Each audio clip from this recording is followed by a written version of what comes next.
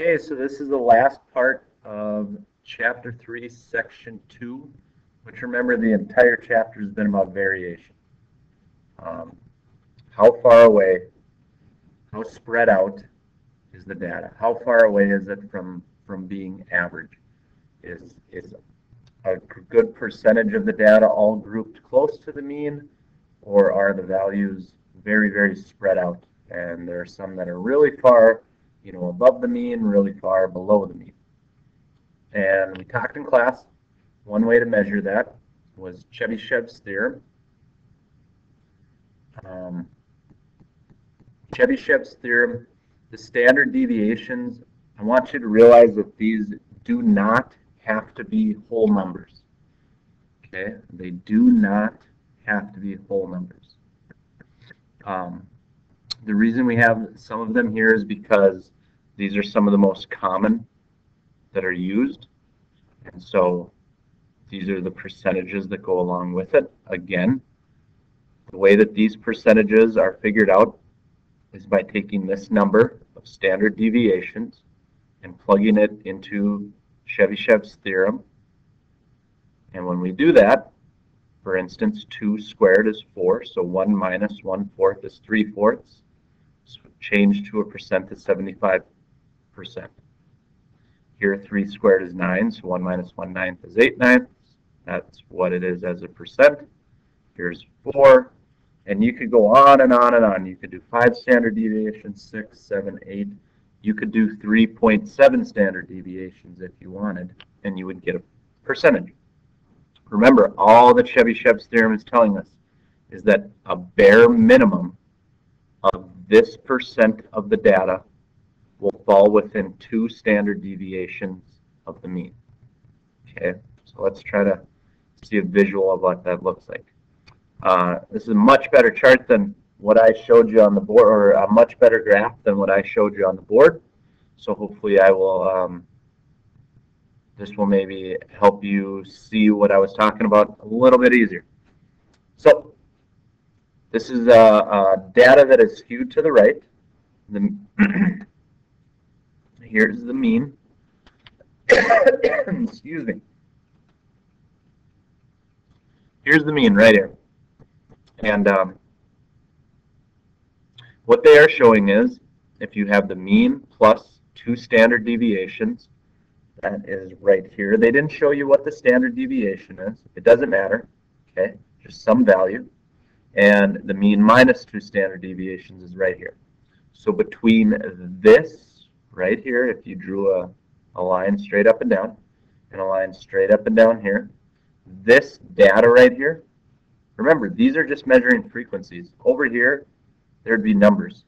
2, 3, 4, 5, 6, 7, 8. So if you added those up, that would be at least 75% of all the data would fall between those two. It could be more. It could be 90%. It could be 95%. It could be 76.2. It's at least 75. Okay? And if you go out 3 standard deviations, between here and here, at least 88.89% fall within here. Again, at least. Very, very, very rarely, if ever, is it going to be exactly 88.89%.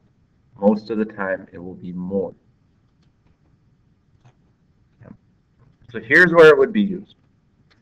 The mean price of houses in a certain neighborhood is $50,000, and the standard deviation is $10,000.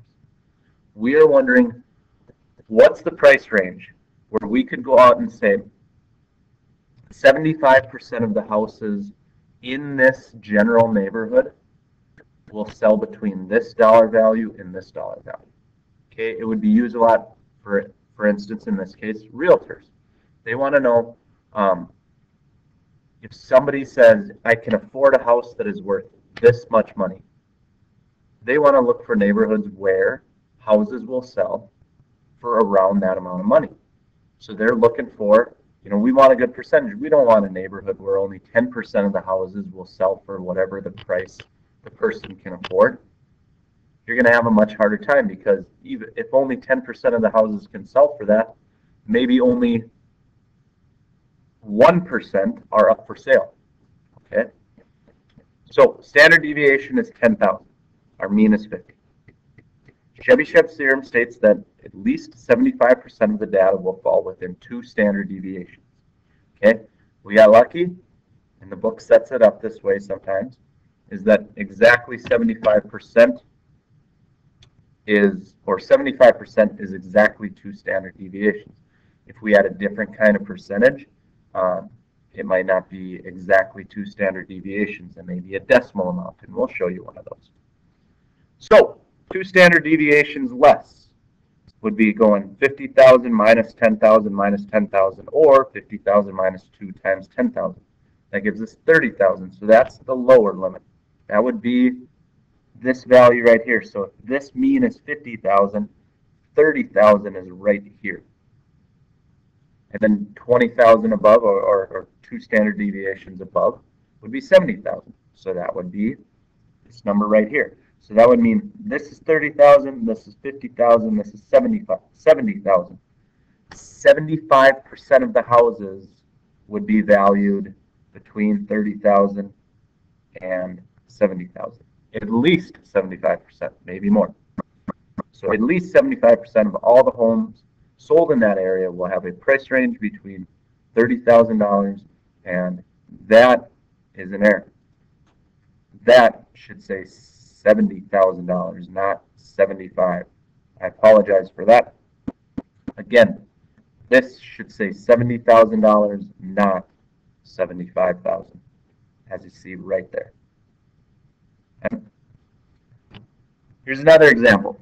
A survey of local companies found that the mean amount of travel allowance for executives was 25 cents per mile. So what that means is sometimes when you guys get out of college, get a job, don't go to college, get a job, and they send you somewhere, and you have to take your own vehicle and you have to drive on your own time, they give you an allowance per mile. So every mile that you have to drive, let's say you have to go to Fargo, about 200 miles away. It's a little less, but we'll say 200 miles.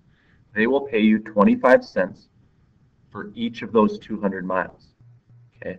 Now the reason they pay you that is they got to pay for your gas, they got to pay for the wear and tear that you're putting on your own vehicle, things like that. So that's what we're talking about right here. The standard deviation is 0.02, so 2 cents. Use Chebyshev's theorem to find the minimum percentage of data that will fall between 20 cents and 30 cents. So we're trying to figure out how many standard deviations is that. How many standard deviations is the range of 20 cents to 30 cents? When we found this range, 30,000 to 70,000, that was 2 standard deviations. But they told us that. Okay?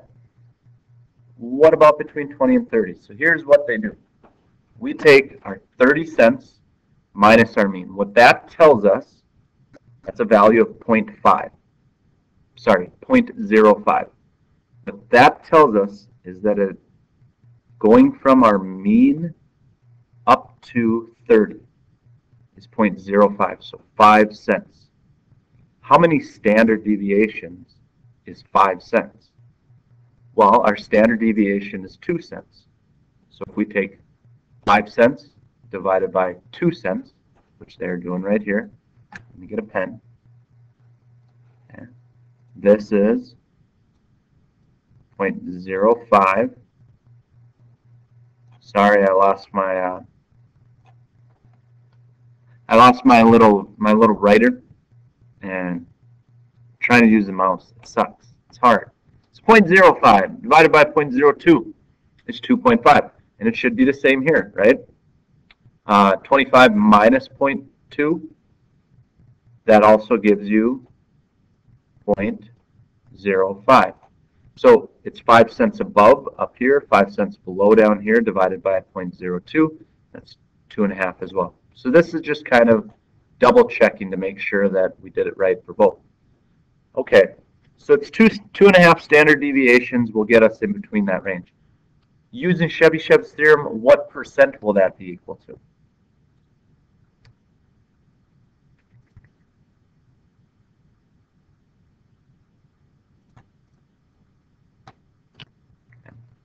If we use Chebyshev's theorem, we take 1 minus 1 divided by k squared. Well, in this case, k is 2.5. So we plug in 2.5, and the percentage that we get is 0.84.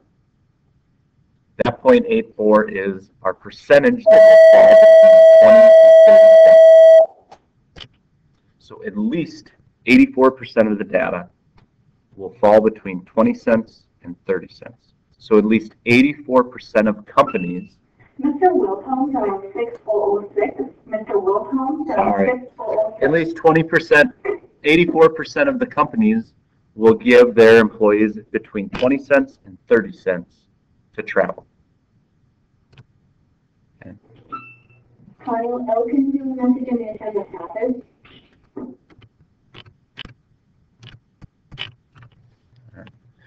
Now that is data that is any data.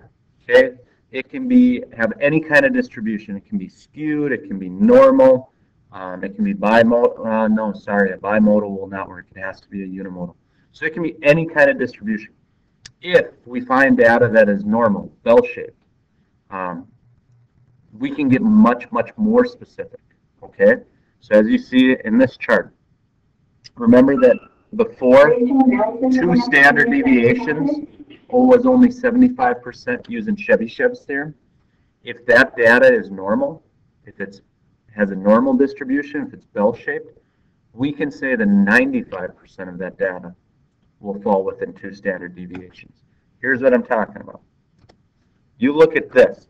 See how the data is perfectly bell-shaped. It has a perfect bell shape to it. Because of that, we can be much, much, much more precise.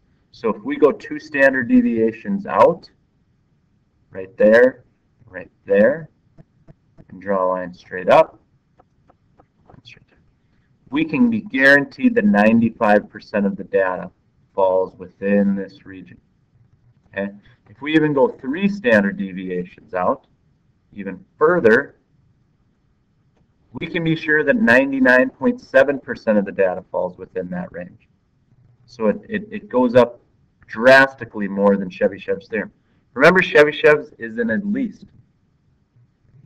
The reason it's at least is because they don't know what the distribution is shaped like. And if you don't know what the distribution is shaped like, you may have outliers that are way out here that really screw things up. Well, with the normal distribution, we know that eventually those outliers are going to be less and less. Okay. All right. That is the end of section 2. Hopefully you have a good weekend. Hopefully homecoming night was fun. It wasn't too cold. Stayed safe. We'll get to our assignment on Monday, and then we'll be moving on to our next section, which you saw right here, measures of position. So far we've done averages, we've done variation, and now we'll do position. So that'll be next week. Have a good rest of your weekend. See you on Monday.